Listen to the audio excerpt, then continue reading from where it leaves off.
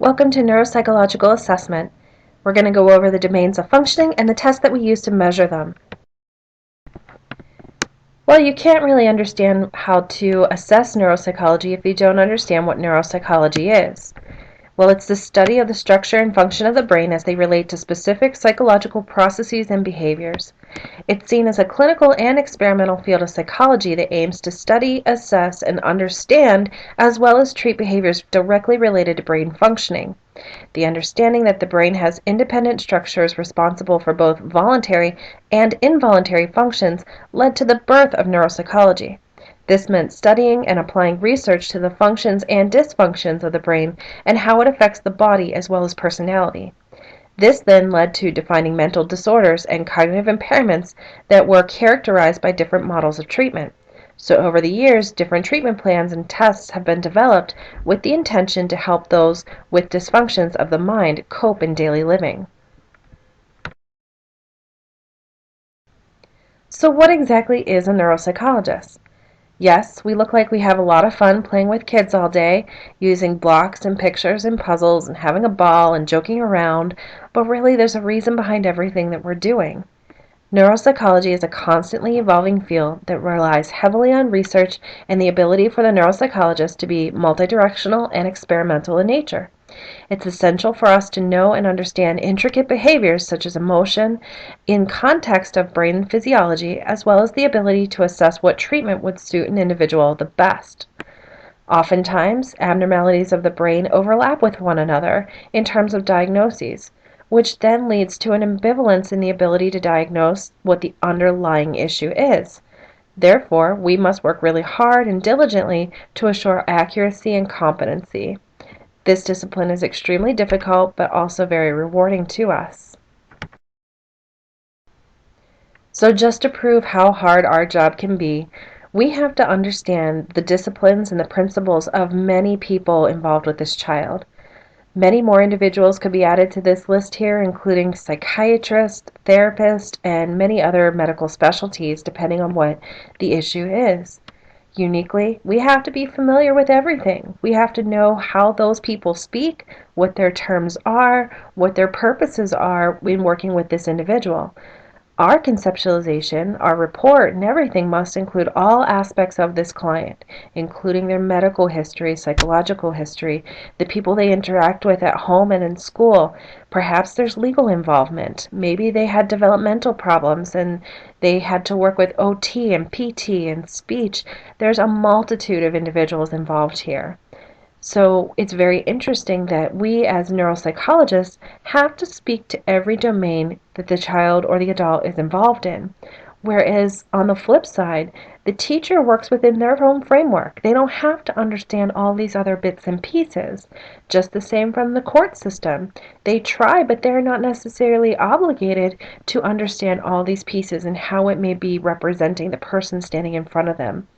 That's the really cool thing about being a neuropsychologist is it's our chance and obligation to really create a full picture of the individual that we're working with. Let's talk about assessment. Neuropsychological tests have been designed so that the performance on the test can be linked to a specific neurocognitive process. These tests are typically standardized, meaning they've been administered to a specific group or groups of individuals before being used in individual clinical cases. The data resulting from standardization are also known as normative data. After these data have been collected and analyzed, they are used as the comparative standard against which individual performances can be compared. This may sound familiar if you've already watched my introduction to psychometric statistics.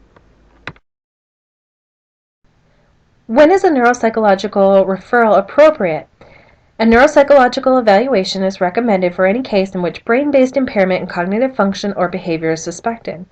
A neuropsych eval is particularly useful for tracking progress in rehab after brain injury or any other neurological disease.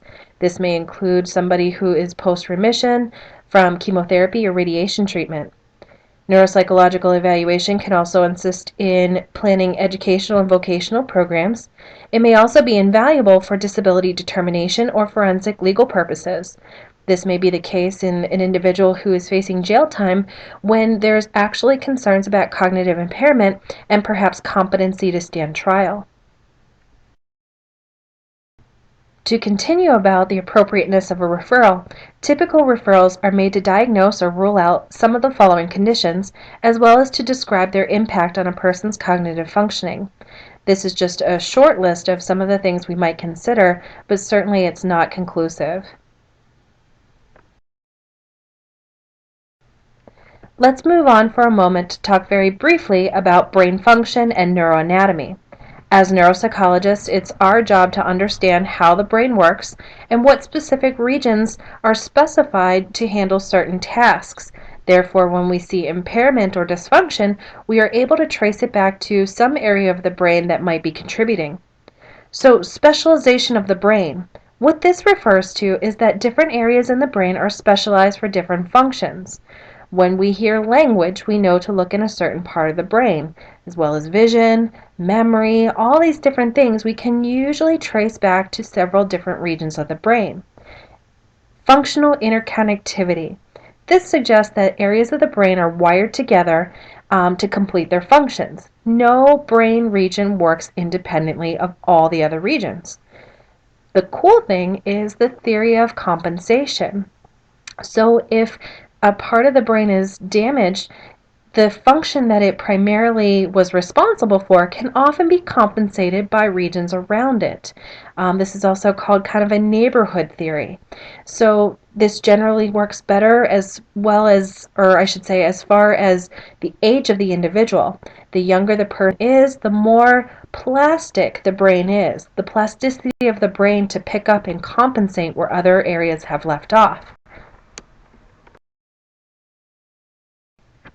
I've already alluded to the importance of neuroanatomy, wherein we have to understand brain regions and functions so that we can trace the dysfunction and understand what type of test we should use to evaluate it.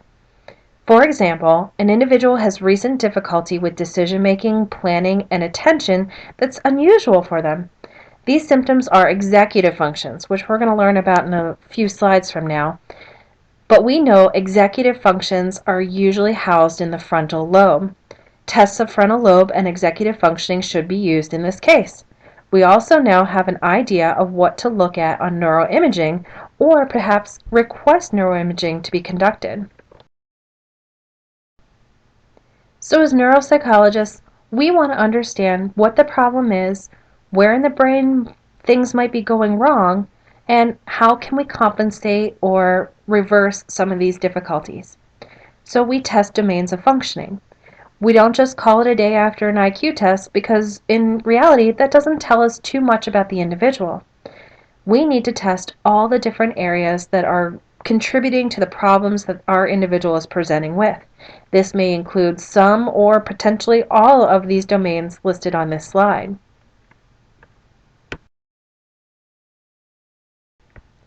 I want to take a moment to talk briefly about each one of those domains of functioning so that you understand what it means and what tests we use to evaluate each domain.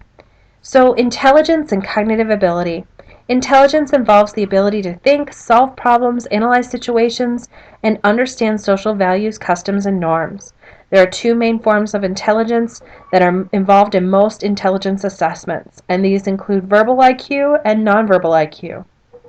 Intelligence is often referred to as an IQ or intelligence quotient, cognitive functioning, intellectual ability, aptitude, thinking skills, and general ability.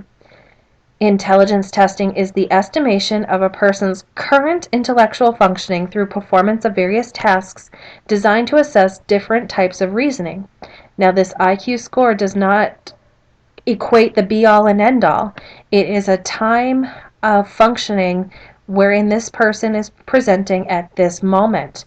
It can tell us a little bit about future predictions, but we can't predict, future traumas or things like that. It can give us a sense of how this person is performing at this time as we would expect compared to their peers who are of the same age. Here's a list of the IQ tests we use here at Brains. The Bayley scales of infant and toddler development are just that, for infants and toddlers. The C-Tony is a test of nonverbal intelligence, so it doesn't rely on any language. The early screening profile is for very young children, I believe under the age of 4. The WASI is probably most heavily used in our office. This is an abbreviated scale of intelligence that can be conducted for people age 6 and up. The WISC is the comprehensive IQ scale for children. This ranges in age from 6 to 16. The WACE is the adult version, so that's age 16 and up. And then the WIPSI is the Wechsler scale of intelligence for children under, I believe, 7 years old. Achievement testing, or functional academics. This is the reading, the writing, math, spelling, and all of those abilities that you should have in school in order to perform at grade and age level. Now, as neuropsychologists, this is not supposed to be our primary area of concern, but oftentimes we need to test it in comparison with other neurocognitive tests. The achievement tests that we use at Brains include the Wyatt, the Nelson-Denning reading test, the Jordan scales of dyslexia, the OWLS, and the DESD. Language is an extremely important domain that we must consider. Tests of language look at numerous factors including production, articulation, utilization, and general understanding. Two main terms you'll want to be familiar with is receptive language and expressive language. Receptive language is the input. It's the understanding of words and gestures. Receptive language goes beyond just vocabulary, but also the ability to interpret a question as a question, the understanding of concepts like on, and understanding what a phrase truly means. For instance, the boy was kicked by the girl. If we have good receptive language skills, we understand that it was the girl that did the kicking. Expressive language is the output, how one expresses his or her wants or needs. This includes not only words, but also how the words are combined into phrases, sentences, and paragraphs in combination with gestures and facial expressions. Now let's not get confused. We need to make the distinction here between expressive language and speech production. Speech production relates to formulation of individual speech sounds using one's lips, teeth, and tongue. This is separate from one's ability to formulate thoughts that are expressed using the appropriate word or combination of words. When we have a speech production problem, we want to consider possibilities of articulation or maybe aphasia. Aphasia is a disruption in language production likely due to a brain problem or tumor or lesion or something like that, perhaps a developmental disability that has resulted in aphasia. The tests of language that we use here in Brains include the CASTLE, the SELF, the Kravitz, the MS aphasia screening test, the PLS, and the token test. Now the token test is also used for many other functions, but it is a test of auditory comprehension. Can you understand the directions that I'm saying to you in order for you to complete the right action? Okay, so memory. We're going to talk a lot about memory because it's a pretty large domain. It actually takes many different forms. We know that when we store a memory, we're storing information, but what that information is and how long we retain it determines what type of memory it is. The biggest categories of memory are short-term memory, working memory, which is actually something different, and long-term memory, based on the amount of time the memory is stored. Both can weaken due to age or a variety of other reasons and clinical conditions that affect memory. This includes traumatic brain injury, HIV, Alzheimer's, vascular dementia, chemotherapy, and the list goes on and on. Let's take a look at some of these forms of memory a bit more in depth. Long-term memory is our brain system for storing, managing, and retrieving information. So to learn more about it, explicit memory or declarative memory requires conscious thought. It's what most people have in mind when they think of a memory. Implicit memory does not require conscious thought. It allows you to do things on autopilot. Autobiographical memory is just that. These are the things in our life, in our past, that really stand out and create an autobiography about ourselves. Short-term memory is the very short time that you keep something in mind before either dismissing it or transferring it to long-term memory. Working memory is a newer concept than short-term memory. The two are often interchanged. However, working memory emphasizes the brain's manipulation of information it receives, using it, storing it, and so on, while short-term memory is a more passive concept. Working memory is also thought as the brain's scratch pad, a number, a name, or whatever else on hand just long enough to use. So I thought these diagrams might be a good idea to understand the different forms of memory and how they work with each other. On the left, you'll see kind of how short-term memory works. We have to understand the where and the what system so that a short-term memory can be formed, and then the brain can decide what to do with that information. On the right, you see the difference between sensory memory, our initial attention to something before it goes into short-term working memory, and then potentially into long-term working memory.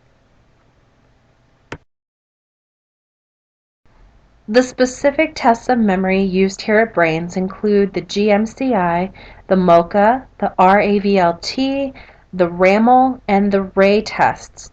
Now, I should say that there are many tests, much larger batteries that include some form of memory test, and this can be true for all the domains, but the ones that are very specific to memory I've listed here. Visual processing. This is a unique category because it's something that most psychologists tend to overlook or not consider. Visual processing is not an eye or a vision problem, but rather how the brain uses the information that you see. So it's a brain seeing problem, not an eye seeing problem. We have figured that there are multiple forms of visual processing, including the skills that I've listed here. These include visual discrimination, visual figure ground discrimination, visual sequencing, visual motor processing, visual memory, visual closure, and the understanding of spatial relationships. Now, people with visual processing problems may have difficulty in all of these areas, or perhaps just one or two. It means the difference between a complete visual processing disorder, perhaps a nonverbal learning disorder, or maybe it's something that we need to look at vision a little bit further.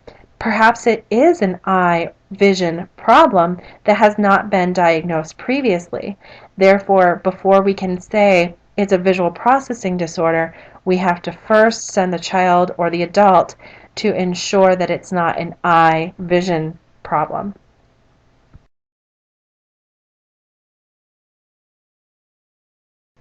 So the tests that we use at Brains to look at visual processing include the rating scale for parents, including the children's NLD scale, the DTVP, drawing a clock, the various ray figures, and the RAVMA.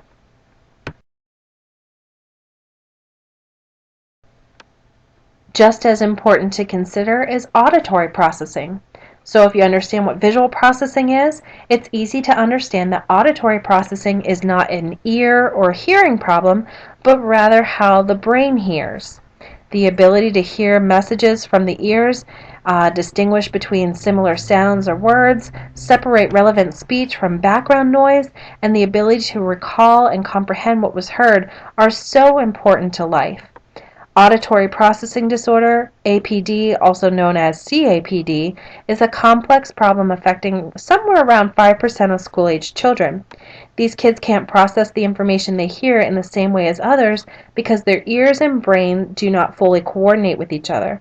Something adversely affects the way the brain recognizes and interprets sounds, most notably the sounds composing speech.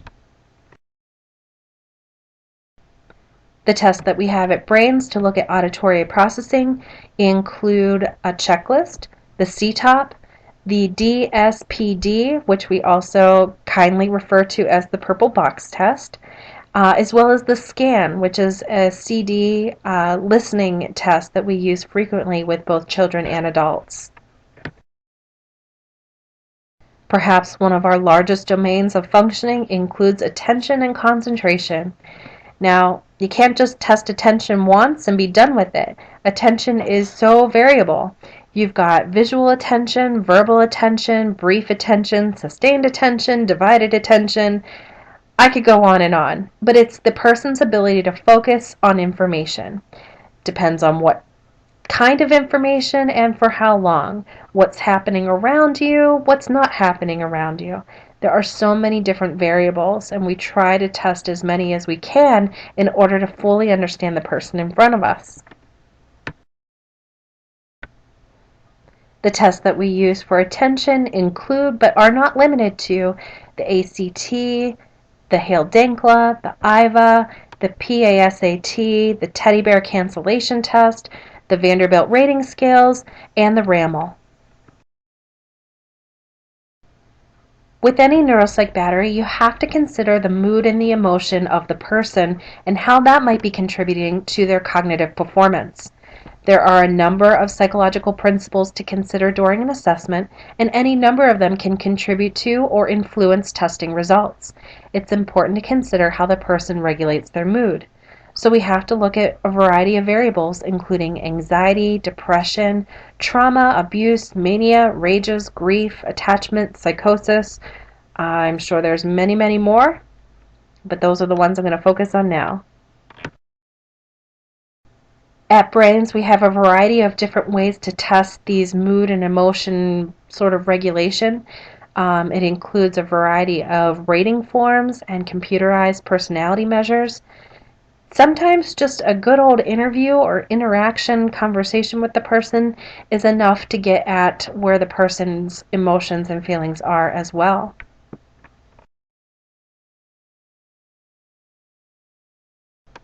So how good is your memory? Do you remember what I had said executive functioning is and where it's housed in the brain? Well, if you don't, executive function is a set of mental processes that help connect past experience with present action.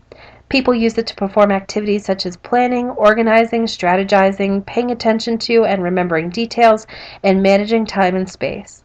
If you have trouble with EF, these are things that are more difficult for you to do. You may also show a weakness with working memory, which is seeing in your mind's eye. This is an important tool in guiding your actions. People with EF difficulty can run in families. It can be seen at any age, but it tends to be more apparent as children move through the early elementary grades. This is when the demands of completing schoolwork independently can trigger signs of a problem with EF. So it's a frontal lobe issue, as you can see by the diagram on the right.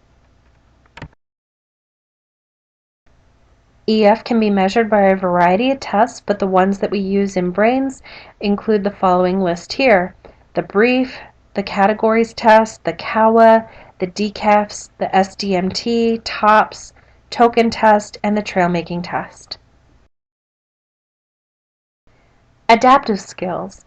Adaptive behavior reflects an individual's social and practical competence of daily skills to meet the demands of everyday living. Behaviors change throughout development, across settings and cultures, and through social constructs and expectations. It's important to assess these adaptive skills in addition to IQ in order to determine how an individual functions in daily life. If a person has adaptive skills, then they're able to modify their behavior according to changes in situations. Adaptive skills are typically measured using rating forms completed by the individual as well as other people like their caregivers. We use the ABAS, the Early Screening Social and Self-Help Profile, and the Patient Competency Rating Form. Social skills and awareness. Diagnosing autism spectrum disorders, or ASD, is a large part of our work, but ASD is not the only reason for social deficits. Anxiety, developmental delay, cognitive impairment, and language disorders also tend to be associated with poor social skills. It's important to consider social skills such as eye contact, non-literal language, making inferences, understanding and interpreting facial expressions, maintaining reciprocal conversation, and play style. The tests of social skills and awareness used at Brains are potentially the most highly evolving tests that we have. We most recently added the ADOS and the Social Language Development Test.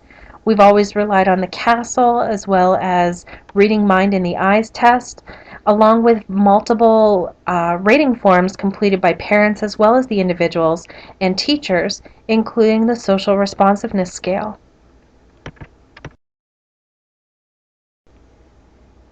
Our evaluations sometimes would not be complete if we don't consider motor ability and sensory integration.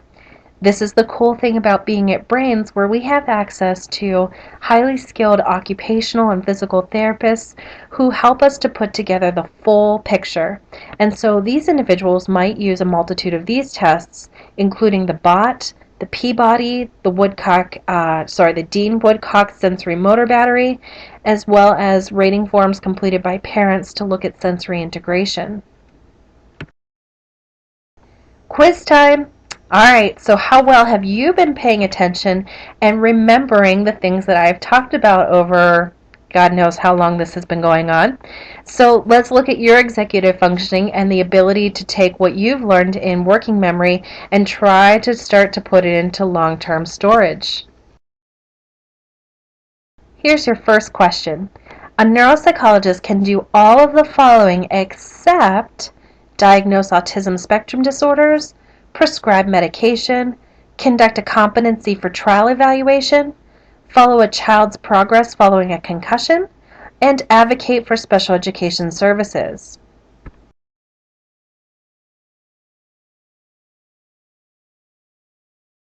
The correct answer here is prescribe medication.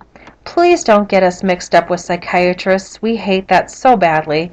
But in all honesty, this may be something coming down the pike for psychologists who are interested in prescribing medication. There are several states that do require or rather allow psychologists to complete additional coursework in order to get prescription privileges. But for right now, we are able to do all of those other tasks or evaluations, but at this time, we don't prescribe medication. Here's your second question. A neuropsychological referral is most appropriate for a 7-year-old girl who is behind in reading, a child who was removed from their biological family last week and is currently having rages, a child who suffered a concussion over a year ago and is having trouble concentrating and planning, an adult who feels they have ADHD and relies on medical marijuana, or a child in foster care to determine if the biological family should have custody restored.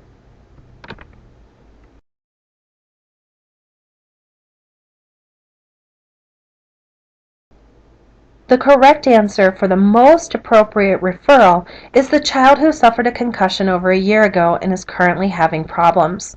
We know that brain injuries can have lasting impacts and might not be apparent at the initial event or injury. Now, the reason that the other options were not appropriate are for several different reasons. For instance, a 7-year-old girl who is behind in reading may be an appropriate referral for us, but the school should attack it first. If the school has difficulty or if the family is not happy with the child's services, then a neuropsych eval might be more appropriate. The child who was removed from their family last week and is having rages is absolutely not appropriate for a neuropsych eval. In fact, anybody who is currently in the process of a crisis or a trauma, we do not want to evaluate because it's not going to be valid and it's not fair to test somebody who's going through such a traumatic experience. The adult who feels that they have ADHD but is currently relying on medical marijuana is not a good referral at this time. ADHD testing can be conducted, but the individual has to be free of marijuana. The marijuana usage is definitely going to implicate the testing results, resulting in invalid results. Finally, a child in foster care to determine if the bio family should have custody restored. That's not our plan either. We can test the child if there is a developmental problem or a cognitive problem, but it's not our job to determine custody. That would be part of a forensic psychologist's acts. Here's the next question. Specialization of the brain refers to each brain has a specific brain function and is unable to do anything else. The human brain is an intricate and specialized organ compared to the brains of other organisms. A brain region is designed for a specific task and does not need any other brain regions to complete its actions. The brain has been mapped to understand the function of each region and its ability to compensate in the case of trauma or injury. Or the brain regions have specific functions that are consistent in every human brain, for instance, right and left hemisphere.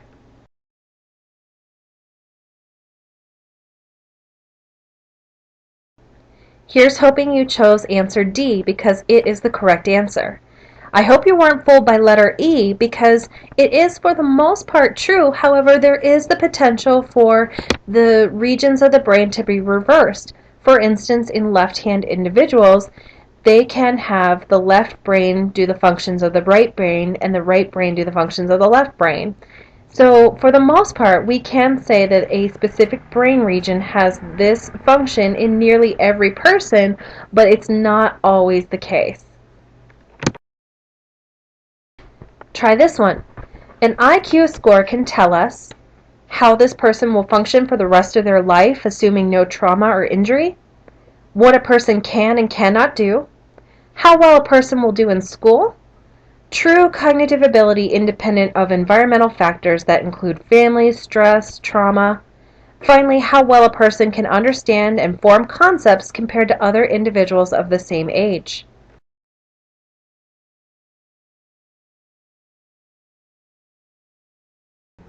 The correct answer here is E, how well a person can understand and form concepts compared to other individuals of the same age. While it's true that this IQ score can estimate future potential and how well they'll do in school, it cannot explain the potential for learning disability. Learning disability is often something completely independent of cognitive ability. So we can somewhat predict how they might fare in the future, but an IQ score is not enough to hang your hat on any of those estimations. See if you can recall this one. The trail-making test is primarily a test of executive functioning, language, motor ability, intelligence, or social perspective.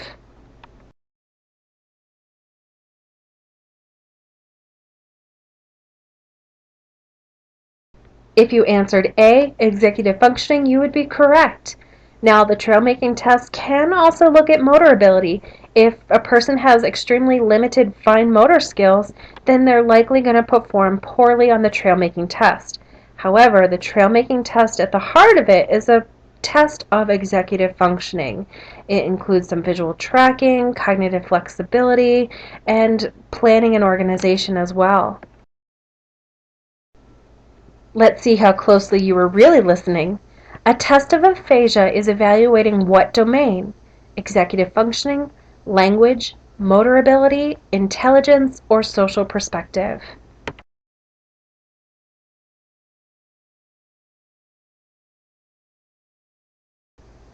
If you answered letter B, language, you're correct. So either you are listening very carefully or you have a great background on this type of information. So aphasia is a form of a dysfunction of speech production, which would be tested by language. That's enough quizzing for now. Let's go over what we've done. You can now define neuropsychology for me. You understand the role of a neuropsychologist. You can also know when is an appropriate referral to come see us. You've received a very, very brief introduction to the brain. Really haven't begun scratching the surface there quite yet. You understand the domains of functioning, you understand the descriptions of each of those domains, and you've been exposed to what batteries we have here at Brains to test each domain. So it's a very brief start to all of this. There's still a lot to learn. There's definitely a difference between seeing a slide of it and seeing it in action, that's for sure, but at least now it's not completely foreign to you. So good luck, thanks for watching this, and be sure to go back if there's anything you need a refresher on.